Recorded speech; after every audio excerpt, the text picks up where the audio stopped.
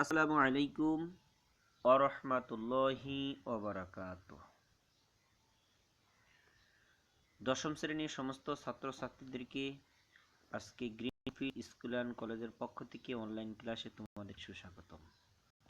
সুপ্রিয় শিক্ষার্থী বন্ধুরা, তোমরা কেমন আছো?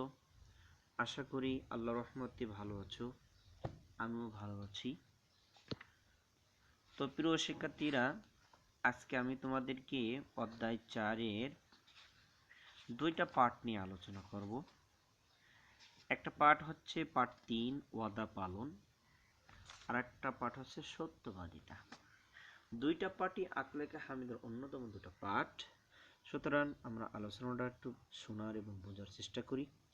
আমাদের আজকে এই পার্টে আলোচনা আসবে ওয়াদা পালন বলতে কি বোঝায়, ওয়াদা পালনের দ্বারা কি উপকার হয়, দুনিয়া আখিরাতে লাভটা কি, এই বিষয়গুলো। পাশাপাশি সত্যবাদিতা কাকে বলে, সিদ্দিক কাকে বলে, কাযযাব কাকে বলে, সত্যবাদিতার গুরুত্বটা কি, প্রভাব এবং পরিণতিটা কি, এই বিষয়ে আমরা জানতে পারবো। তো অতএব আমরা একটু মনোযোগী হই এবং খুব সুন্দরভাবে বোঝার চেষ্টা করি। শুরুতে আমরা ওয়াদা পালনের পরিচয়টা জেনে নিই। ওয়াদা পালন কাকে বলে? ওয়াদাকে আরবি ভাষায় বলা হয় আল আহাদু। আল আহাদু শাব্দিক অর্থ হলো ওয়াদা, অঙ্গীকার, প্রতিশ্রুতি, চুক্তি, কাউকে কোনো কথা দেওয়া বা কোনো কাজ করানোর জন্য প্রতিজ্ঞাবদ্ধ হওয়া ইত্যাদি।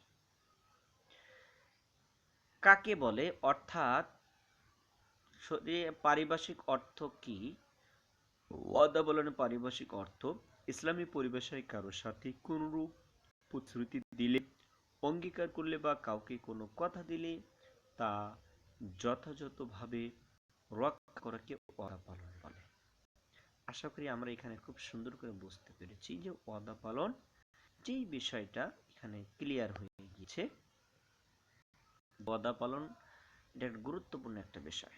এটা শাব্দিক অর্থ হচ্ছে অঙ্গীকার করা, প্রতিশ্রুতি করা, চুক্তি, কাউকে কোনো কথা দেওয়া বা কোনো কাজ করার জন্য প্রতিজ্ঞাবদ্ধ হওয়া ইত্যাদি। আমরা এখন জানবো এই ওয়াদা পালন এটা গুরুত্বটা কি, মানব জীবনে এটার কতটা গুরুত্ব, দুনিয়া আখিরাতের ফলাফলটা কি, আল্লাহ এবং আল্লাহ রসুলের পক্ষ থেকে এটার দিক নির্দেশনাটা কি, আমরা এটা জানি। ওয়াদা পালন আকলাকা হামিদের অন্যতম একটা গুণ। মানব জীবনে এর গুরুত্ব ও প্রয়োজনীয়তা অপরিসীম। ওয়াদা পালন সমাজে শান্তি শৃঙ্খলা প্রতিষ্ঠা করে। যে ব্যক্তি ওয়াদা পালন করে তাকে সবাই ভালোবাসে, তার প্রতি সকলের আস্থা ও বিশ্বাস থাকে। সমাজে সে শ্রদ্ধা ও মর্যাদা লাভ করে। ইসলামী জীবন দর্শনে ওয়াদা পালন করা অত্যাবশ্যক। স্বয়ং আল্লাহ রাব্বুল আলামিন মানুষকে ওয়াদা পূর্ণ করার জন্য নির্দেশ প্রদান করেছেন। যেমন আল্লাহ তাআলা এক জায়গায় বলেন, ইয়া আইয়ুহাল্লাযীনা আমানু আউফু বিল উকুদ। আমি আবার বলছি আয়াতটি, ইয়া আইয়ুহাল্লাযীনা আমানু আউফু বিল উকুদ, অর্থাৎ হে ঈমানদারগণ, তোমরা অঙ্গীকার সমূহ পূর্ণ করো।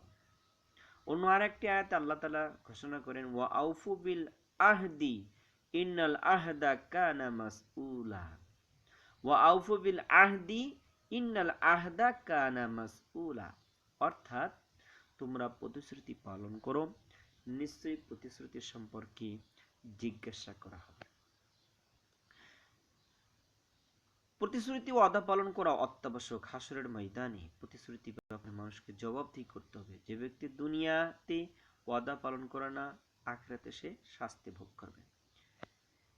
ওয়াদা পালন করা মুমিনের বৈশিষ্ট্য। সত্য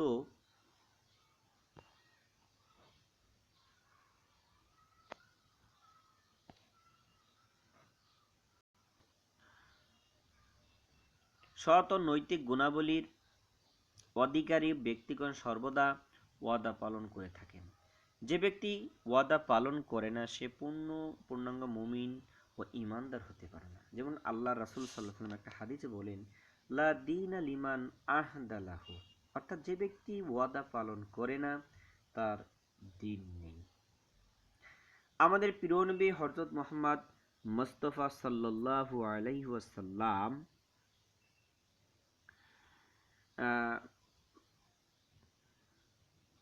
আমাদের প্রিয় নবী হযরত মুহাম্মদ সাল্লাল্লাহু আলাইহি ওয়াসাল্লাম সর্বদাই ওয়াদা পালন করেছেন। সাহাবী এবং আউলিয়া কিরামের জীবনী পর্যবেক্ষণ করলে আমরা দেখতে পাই তারা জীবনে কোনো ওয়াদা ভঙ্গ করেননি। কেননা ওয়াদা ভঙ্গ করা মুনাফিকের নিদর্শন। মুনাফিকরা ওয়াদা করলে তা পূর্ণ করে না। আল্লাহ তাআলা মুমিনদের এরূপ না করার জন্য নির্দেশ দিয়েছেন। কেননা মুসলমানদের নির্দেশন হলো তারা ওয়াদা পালন করে। আর এ কারণে আল্লাহ রাব্বুল আলামিন বলেন, ইয়া আইয়ুহাল্লাযীনা আমানু লিমা তাকুলুনা মা লা তাফআলুন। অর্থাৎ হে মুমিনগণ, তোমরা যা পালন করো না এমন কথা কেন বলো? সুতরাং কাউকে কোনো কথা দিলে তা যথাযথভাবে পালন করতে হবে। প্রতিশ্রুতি দিলে তা রক্ষা করতে হবে। প্রতিজ্ঞা করলে বা চুক্তি সম্পাদন করলে তা পূর্ণ করতে হবে। তাহলে আল্লাহ রাব্বুল আলামিন আমাদের প্রতি সন্তুষ্ট হবেন। দুনিয়া আখিরাতে সফলতা লাভ করা যাবে। এ কারণে একজন পাক্কা ঈমানদার হতে হলে, একজন মুমিন হতে হলে তাকে অবশ্যই গোটা জীবনই তাকে আল্লাহর আদেশের মধ্যে তাকে থাকতে হবে। তাকে কখনোই আল্লাহর নির্দেশের বাইরে যাওয়া যাবে না। ঠিক আল্লাহ রাব্বুল আলামিন যেমন নামাজ পড়া যেমন ফরজ করে দিয়েছেন, রোজা রাখা যেমন ফরজ করে দিয়েছেন, আল্লাহ তাআলা কোরআনে ভাষায় বলে দিয়েছেন এটা তোমাদের অবশ্যই করতে হবে। ঠিক আল্লাহ রাব্বুল আলামিন আমাদের এই ওয়াদা পালনটাও কিন্তু সুন্দরভাবে বলে দিচ্ছেন যে, হে ঈমানদারগণ, তোমরা নিজেদেরকে যদি ঈমানদার হিসেবে দাবি করো, তোমাদের একটা দায়িত্ব আছে। তোমাদের দায়িত্ব কি? যে তোমরা অবশ্যই অঙ্গীকার পূর্ণ করবে। আল্লাহ তাআলা এটাই বলেন, ইয়া আইয়ুহাল্লাযীনা আমানু আউফু বিল উকুদ, যে হে ঈমানদারগণ, তোমরা অঙ্গীকার সমূহ পূর্ণ করো। ঠিক একইভাবে আল্লাহ তাআলা আরো বলেন, ওয়াউফু বিল আহদি ইন্নাল আহদা কানা মাসউলা, যে তোমরা প্রতিশ্রুতি পালন করো, নিশ্চয়ই প্রতিশ্রুতি সম্পর্কে জিজ্ঞাসা করা হবে। প্রিয় শিক্ষার্থীরা, আমরা এই কোরআনের আলোকে যেটা দেখতে পাই যে আমাদের দুনিয়ার জীবন কিন্তু শেষ নয়। আমাদের আর একটা জীবন রয়েছে, যে জীবনটা শুরু হবে আর কখনোই শেষ হবে না। যে জীবনটা অনেকের জন্য অনেক ভালো হয়ে যাবে, শান্তিময় জীবন হবে। কিন্তু ওই জীবনটা এমন একটা জীবন, দুনিয়াতে আমরা যা যা করেছি সবকিছু সম্পর্কে জিজ্ঞাসাবাদ করা হবে। হ্যাঁ, আমরা পরিবারে, সমাজে, রাষ্ট্রে যেখানেই বসবাস করি না কেন, আমাদের সাথে এই মুআশারাত এটা আমাদের করতেই হবে। আমরা একা গৃহবন্দী হয়ে থাকতে পারবো না। আমাদের সমাজে যাদের সাথে আমরা চলাফেরা করব, প্রয়োজনের তাগিদে আমরা একে অপরের সাথে ওয়াদাবদ্ধ হয়ে যাই। আর যখনই আমরা ওয়াদাবদ্ধ হব, তখনই আমাদের উচিত হলো এই ওয়াদাকে সঠিকভাবে পালন করা। এটা হচ্ছে ইমানদার মুমিনের একটা পরিচয়। কারণ আল্লাহ রাসূল এটাই বলেছেন, পূর্ণ ইমানদার হতে চাও, পূর্ণাঙ্গ মুমিন হতে চাও, তাহলে তোমাকে কাজ করতে হবে কি? ওয়াদা পালন করতে হবে। আল্লাহ রাসূল এটাই বলেন, লা দীনা লিমান লা আহাদা লাহু, যে ব্যক্তি ওয়াদা পালন করে না তার দিন নাই। তার মানে আল্লাহ রাসূল এটাই বোঝাতে চান যে ওয়াদা পালন অনেক গুরুত্ব রয়েছে। তার মানে তার ভিতরে ঈমানের ঘাটতি রয়েছে। এজন্য আমাদের কি করতে হবে?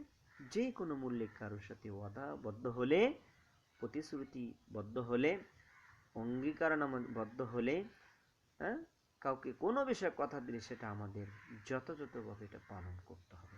তাহলে আমাদের দুনিয়াতে যতদিন বাঁচবো সবার কাছে ভালোবাসার পাত্র হয়ে থাকবো। পক্ষান্তরে আখিরাতে আমাদের এই বিষয়ে জিজ্ঞাসা করা হবে না। আমরা ইনশাআল্লাহ এর ফলাফলে আমরা ভালো নাজাতের ফায়সালা হয়ে যাবে। আশা করি আমরা এই ওয়াদা পালনের যেই পাঠটা আমরা বুঝতে পেরেছি। এখন আমরা সত্যবাদিতা পাঠ নিয়ে আলোচনা করব। সত্যবাদিতা এটা একটা মুমিনের অন্যতম একটা ভালো একটা গুণ। কোনো ইমানদার ব্যক্তি যদি নিজেকে ইমানদার হিসেবে পরিচয় দিতে হয়, তাকে নিঃসন্দেহে সত্যবাদিতা হতে হবে। সত্যবাদিতার এই গুণটা অর্জন করতে হবে। আর আল্লাহ রাব্বুল আলামিন সত্যবাদিতা কিভাবে অর্জন করা যায়, নবীজি বলেছেন কিভাবে অর্জন করেছে, এই দিকগুলো আমাদের ফলো করতে হবে। শুরুতে আমরা সত্যবাদিতার পরিচয়টা জেনে নিই যে সত্যবাদিতা কাকে বলে। সত্যবাদিতা আরবি প্রতিশব্দ আছে আসিদক। আসিদক শাব্দিক অর্থ সত্যবাদিতা। সাধারণভাবে সত্য কথা বলার অভ্যাসকে সত্যবাদিতা বলা হয়। অন্য কথায় বাস্তব ও প্রকৃত ঘটনা বা বিষয় সম্পর্কে বিষয় প্রকাশ করা কি সিদক বলা হয়। অর্থাৎ কোনো ঘটনা বা বিষয় সম্পর্কে কোনো পরিবর্তন, পরিবর্ধন বা বিকৃতি ব্যতিরিকে হুবহু বা অবিকল বর্ণনা করাই হলো সিদক। ঠিক আছে। যে ব্যক্তি সত্যবাদী তাকে বলা হয় সাদিক। আসতে পারে সাদিক কাকে বলে, আমরা তখন উত্তর লাগবো যে ব্যক্তি সত্যবাদী তাকে সাদিক বলা হয়, যে ব্যক্তি সত্য কথা বলে তাকে সত্যবাদী বলা হয়। আর মহাসত্যবাদী কে? মহাসত্যবাদী সিদ্দিককে বলা হয়। অর্থাৎ এই পৃথিবীতে সিদ্দিক একজন নবীর সাহাবীর নাম ছিল। সেই নবীর সাহাবী, প্রিয় সাহাবী নবীর হযরত আবু বকর সিদ্দিক রাদিয়াল্লাহু তাআলা আনহু, নবীজি সাল্লাল্লাহু আলাইহি ওয়াসাল্লাম তাকে এই সিদ্দিক উপাধি দিয়েছেন। অনেক সময় কোশ্চেন আসে সিদ্দিক কার উপাধি? হযরত আবু বকর রাদিয়াল্লাহু তাআলা আনহু। সিদ্দিক শাব্দিক অর্থ কি? সিদ্দিক শাব্দিক অর্থ হচ্ছে মহাসত্যবাদী। এরপর আমরা একটু এই সত্যবাদিতার বিপরীত বিষয় নিয়ে একটু কথা জানবো। যে সত্যবাদের বিপরীত হলো মিথ্যাচার। কোনো ঘটনা বা বিষয়কে বিকৃতি করে উপস্থাপন করার নামই হলো মিথ্যাচার। মিথ্যাচারকে আরবিতে বলা হয় কাদিব বা আল কেদ। যে ব্যক্তি মিথ্যা কথা বলে তাকে বলা হয় কাদিব বা মিথ্যাবাদী। আর যে চরম মিথ্যাবাদী তাকে বলা হয় কাদ্দাব। একটা কোশ্চেন বরাবরই হয়, এমনকি আমাদের 120 মার্কের কোশ্চেনের ভিতরে কিন্তু এই কোশ্চেনটা ছিল যে সিদ্দিকের বিপরীত শব্দ কি? কাদ্দাব। সিদ্দিকের বিপরীত শব্দ কাদ্দাব, অর্থাৎ চরম মিথ্যাবাদী। আশা করি আমরা পরিচয়ে দুটো বিষয় নিয়ে এখানে ক্লিয়ার হয়েছে যে সিদ্দিক কাকে বলে, সাদেক কাকে বলে, কাদ্দাব কাকে বলে, কাযিব কাকে বলে। আমরা এই বিষয়গুলো ক্লিয়ার হয়েছি। আমরা এখন জানবো সত্যবাদিতার গুরুত্বটা কি। সত্যবাদিতার গুরুত্ব অনেক। সত্যবাদিতা একটি মহৎ গুণ। মানব জীবনের গুরুত্ব অপরিসীম। কথাবার্তা, কাজকর্ম, আচার আচরণে সত্যবাদিতা ও সততা অবলম্বন করলে মানুষ দুনিয়া ও আখিরাতে সফলতা লাভ করতে পারে। সদা সর্বদা সত্য, সুন্দর ও সঠিক কথা বলা আল্লাহ তাআলার নির্দেশ। তিনি বলেন, ইয়া আইয়ুহাল্লাযিনা আমানু ইত্তাকুল্লাহ ওয়া কুলু কাওলান সাদীদা।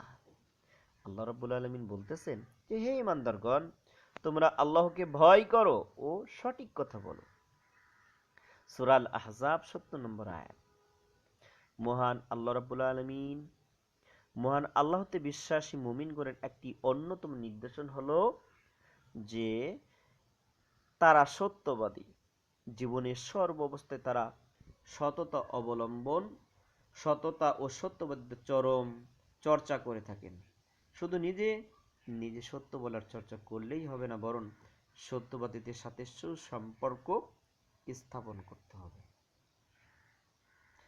এতে সমাজে সার্বিকভাবে সত্য প্রতিষ্ঠিত হয়।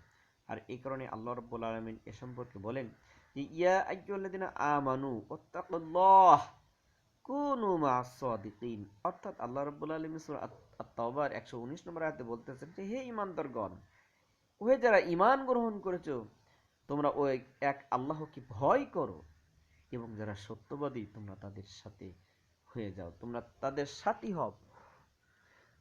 আর এই কারণে প্রকৃত মুমিন অবশ্যই সত্যবাদী হবে। আমাদের প্রিয় নবী ছিলেন সত্যবাদিতার মূর্ত প্রতীক। জীবনের প্রতিটি মুহূর্তে তিনি সততা, সত্যবাদিতার চর্চা করেছেন। তার সাথী হযরত আবু বকর সিদ্দিক রাদিয়াল্লাহু তাআলা আনহু ছিলেন অত্যন্ত সত্যবাদী। তাই হযরত আবু বকর রাদিয়াল্লাহু তাআলা আনহুকে সিদ্দিক বলা হয়। কোশ্চেন আসতে পারে সিদ্দিক কাকে বলা হয়? হযরত আবু বকর রাদিয়াল্লাহু তাআলা আনহুকে সিদ্দিক বলা হয়। যে ব্যক্তি সত্য কথা বলে তাকে সবাই ভালোবাসে, বিশ্বাস করে। পক্ষান্তরে যে ব্যক্তি মিথ্যাবাদী তাকে কেউ ভালোবাসে না, সম্মান করে না, বরং সকলেই তাকে ঘৃণা করে। কেননা মিথ্যা বলা মহাপাপ, এটি সকল পাপের মূল। মিথ্যাবাদীর উপর আল্লাহ তাআলা চরম অসন্তুষ্ট। এই কারণে আমাদের মিথ্যা এই গুণ, এই খারাপ গুণটা আমাদের অবশ্যই এটা বয়কট করতে হবে। এটা থেকে আমাদের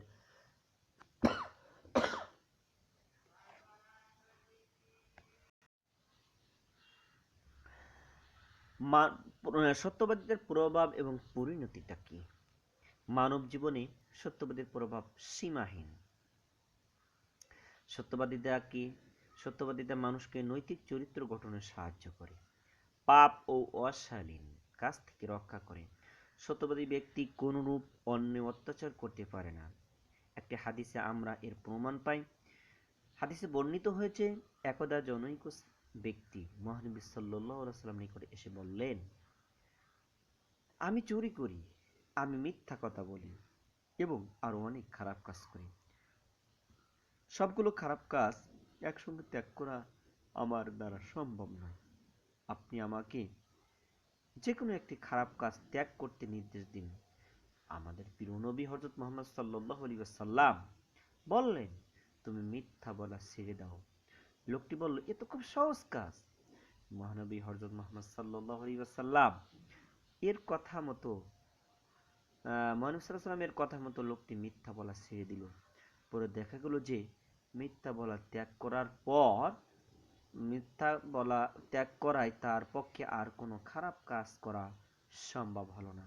সে সবগুলো খারাপ কাজ ছেড়ে দিল, কেননা সে ভাবলো কেউ তাকে অপরাধের কথা জিজ্ঞেস করলে সে মিথ্যা বলতে পারবে না, বরং সে স্বীকার করতে হবে। এতে সে লজ্জিত হবে এবং শাস্তি ভোগ করবে।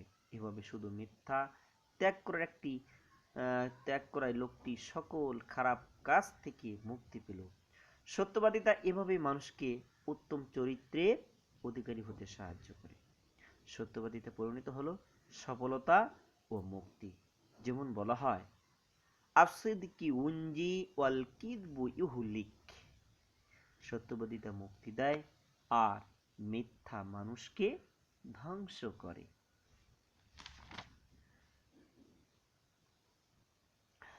সত্যবাদিতার ফলে মানুষ দুনিয়াতে সম্মানিত হয়।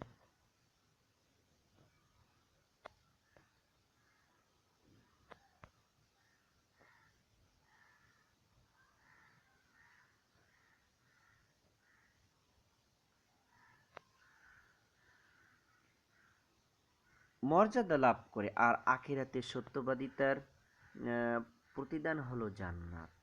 আল্লাহ রাব্বুল আলামিন এ বিষয়ে বলেন, আল্লাহ তাআলা বলতেছেন যে হাদা ইয়াউমু ইয়ানফাউ সাদিকিনা সিদকুহুম লাহুম জান্নাতুন। অর্থাৎ আল্লাহ তাআলা বলতেছেন, এ তো সেই দিন যেদিন সত্যবাদীদের বিশেষ উপহার দান করবে, তাদের জন্য রয়েছে জান্নাত। মহানবী হযরত মুহাম্মদ মুস্তাফা সাল্লাল্লাহু আলাইহি ওয়াসাল্লাম বলেন, তোমরা সত্যবাদী হও, কেননা সত্য পুণ্যের পথ দেখায়, সত্যের পুণ্যের পথ দেখায় আর জান্নাতের পথে পরিচালিত করে। অন্য একটা হাদিসে একবার মহানবী সাল্লাল্লাহু আলাইহি ওয়াসাল্লাম কে জিজ্ঞাসা করা হলো, কি আমল করলে জান্নাতবাসী হওয়া যাবে? আমাদের প্রিয় নবী সাল্লাল্লাহু আলাইহি ওয়াসাল্লাম বললেন, সত্য কথা বলা। মুসনাদে আহমদ। অন্য একটা হাদিসে নবীজি বললেন যে একবার মানুষ জিজ্ঞাসা করা হলো, কি আমল করলে জান্নাতবাসী হওয়া যায়? আল্লাহ রাসূল বললেন, সত্য কথা বলা। তার মানে আমরা বুঝলাম সত্য কথা বলা এটা একটা মহৎ একটা গুণ। এটার দ্বারা দুনিয়া আখিরাতে নাজাতের ফয়সালা অর্জন করা যায়। সত্যবাদিতা নৈতিক গুণাবলীর অন্যতম প্রধান গুণ। এটি মানুষকে প্রকৃত কল্যাণ ও সফলতা দান করে। সুতরাং আমাদের সকলেই সত্যবাদী ও সত্যশ্রয়ী হওয়া একান্ত কর্তব্য। সুপ্রশিক্ষিত বন্ধুরা, আমি তোমাদেরকে অনুরোধ করব যে এই দুটা পাঠের যেই মূল থিম এটা আমরা অনুধাবন করব নিজের জীবনের সাথে আমরা অতপ্রত মানে অন্তরে আমরা গেঁথে নিব, সত্যবাদীদের এই গুণটা আমাদের জীবনে বাস্তবায়ন করব, ওয়াদা পালন এই গুণটা আমাদের জীবনে বাস্তবায়ন করব, তাহলে আমরা দুনিয়া আখিরাতে সফলতা অর্জন করতে পারবো। তো প্রিয় শিক্ষার্থী বন্ধুরা, আজ এ পর্যন্ত। তোমরা ভালো থাকো, সুস্থ থাকো, এই কামনা শেষ করছি। মোহাম্মদ মাসুদ রহমান।